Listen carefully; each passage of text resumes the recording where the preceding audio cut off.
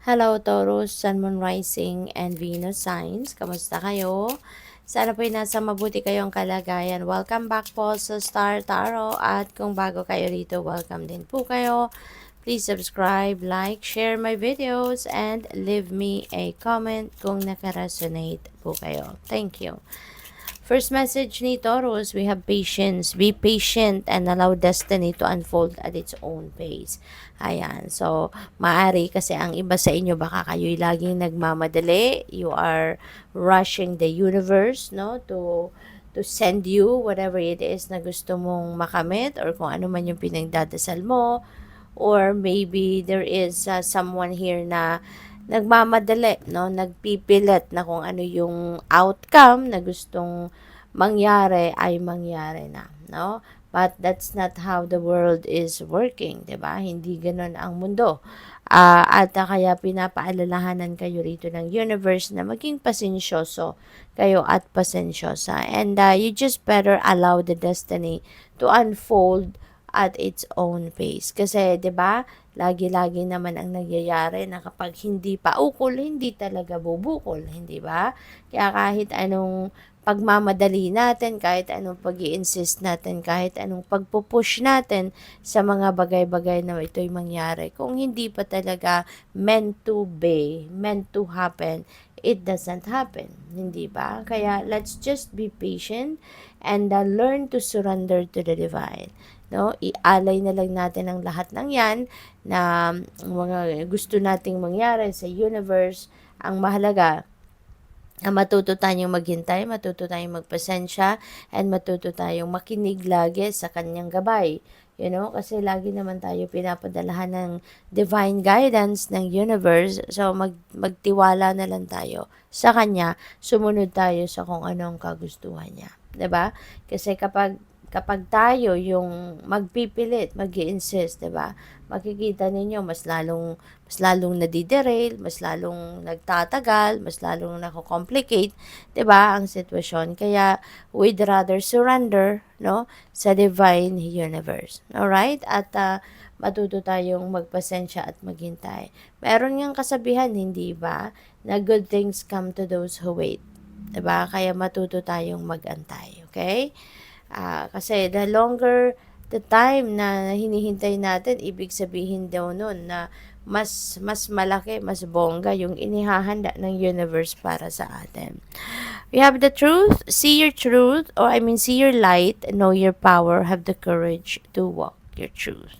Okay? Kasi 'di ba, minsan kung ano yung sinasabi natin, hindi rin naman natin ginagawa. Or kung ano naman yung gusto natin, pangarap natin, dreams natin, yung mga ganun goals natin, sinasabi lang natin pero hindi rin naman natin ginagawa, hindi ba? Kaya, ito yung paalala sa'yo. No? Have the courage to walk your truth. Alright? Para nang sa ganun, sinasabi natin, may inspire natin ng ibang tao kasi makikita din natin, 'di ba? Na makikita din nila, no, na kung ano yung sinasabi mo, anong ina-advise mo, ginagawa din ninyo talaga sa buhay ninyo. Okay? Kaya, ayan, see your light as well and know your power. Alamin mo din kung ano yung mga strength mo, yung mga weaknesses mo, so that you'd also be able to share it, no, with other people, inspire other people, something like that. We have dreams, the universe speaks to you through your dreams. Ayan, kaya importante dito na nagpe-pay attention kayo sa mga elements sa inyong panaginip, no? Kung ano man ang napapanaginipan ninyo, make sure na paggising ninyo, no, after ng panaginip, isulat ninyo agad yan. Write it down on paper kung ano yung mga elements na natatandaan ninyong parte ng inyong panaginip, and make sure na magkaroon kayo ng oras para i-search ninyo, i-google ninyo kung ano yung dream meaning ng mga elements na yan. Kasi doon ninyo mapagtatagpi-tagpi ang mensahe ng universe para sa'yo. Okay? So, what else? We have reflection. Ayan. So, maybe, kailangan ninyo dito na magnilay-nilay, magmuni-muni, 'di ba?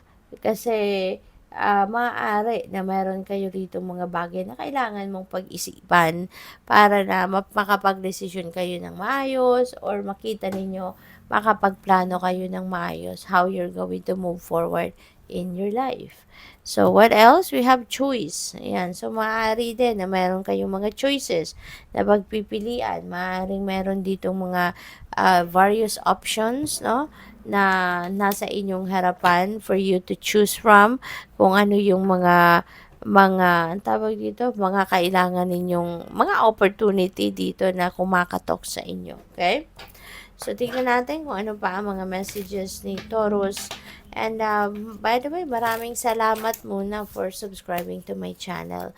And if you haven't subscribed yet, subscribe na po kayo. And also, maraming salamat din for not skipping the ads, no? Malaking tulong po yan sa akin. Kaya, thank you.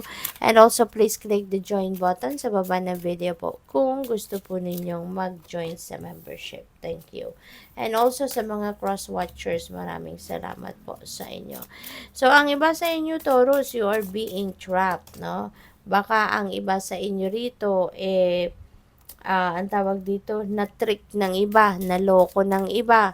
'Di ba? Maaring ang iba sa inyo rito na ano kayo, nabudol ng iba, no? Kaya you are feeling trapped dito. And maybe some of you as well, you know, ay baka kayo ay nagpapaka stubborn, 'di ba? Pwedeng kayo ito, no? Ayaw ninyong makinig, ayaw ninyong sumunod, siguro, yung ganon. Or pwedeng someone else, no, is going to be stubborn towards you. Baka pwedeng person ninyo to ay makinig sa iyo eh. 'Di ba? Nagsusutil-sutilan or baka anak ninyo, kapatid ninyo. So this could be anyone din na po pwedeng magpapaka-stubborn sa ngayon. Kaya ano lang kayo, kalma lang. Okay? Huwag kayong papa-stress sa kanya. Huwag mo nang pilitin ng sarili mo, no, na makumbinsi mo yung taong ito. Kung talagang ayaw, nare-reject din naman kung ano yung sinasabi mo. Take pride of yourself as well, no? Sa ngayon, parang meron kayong feeling ko meron kayong na-achieve sa buhay, meron kayong napagtagumpayan, kaya you are taking pride of that, no? So, we also have promise, baka ang iba sa inyo rito, no, baka merong marriage proposal, no? Baka meron ditong marriage proposal para sa iba sa inyo. You're soon getting married. So, good luck. Thank you for watching. Love and light. Namaste.